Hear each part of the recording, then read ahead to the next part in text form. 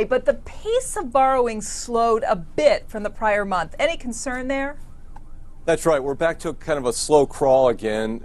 We'd hoped from the July release that it was an indication of some, leaping forward, but it's really a leveling off. And so we see the small business lending index actually start to get back to like a very kind of moderate, almost slow growth type level.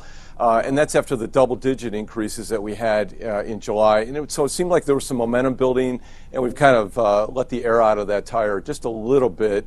And then, particularly one of the segments that's contracting that we looked at when we saw the data was the manufacturing segment. So that gives us a little bit of concern. Having said all that, the credit risk is still extraordinarily high, and the credit risk has peaked, and it's a great time financially for these small privately held companies.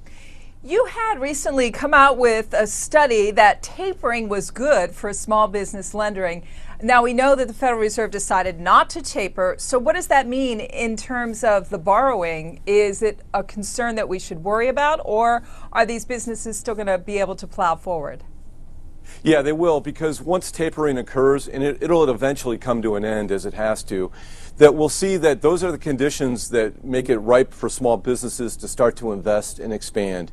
And so when they start to invest and expand, that's a very big positive for GDP. They make up half of the economy. It's $8 trillion in economic activity, and that kind of investment that will be evident once tapering begins will show that the small businesses are finding growth prospects.